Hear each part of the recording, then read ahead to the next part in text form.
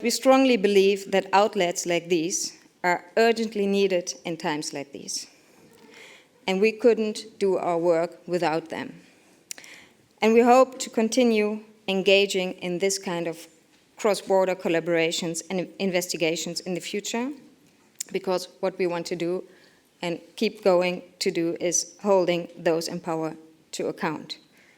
Once again, thank you very, very much.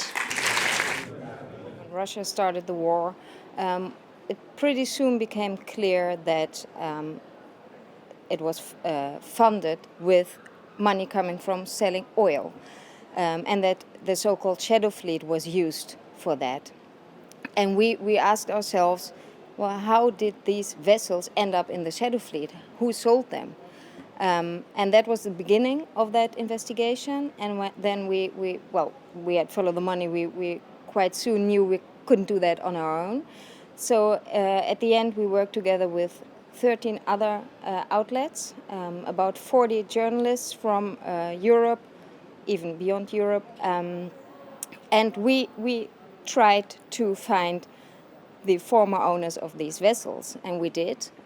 We discovered that more than a third of the shadow fleet has been owned before by Western ship owners. More than 230 vessels have been sold by Western owners, and they made more than $6 billion by selling them. There are a lot of sanctions, but selling vessels to third countries isn't illegal. That's not forbidden, and that's not in the sanctions. And that's why there hasn't been very much attention to the shadow fleet. Once tankers are ending up in the shadow fleet, they can be sanctioned, but the step before that, selling them, because they are not sold to Russia directly. They are sold to third countries in India or in Hong Kong or the Seychelles. So it's very difficult to track them, but in the end they end up in the shadow fleet.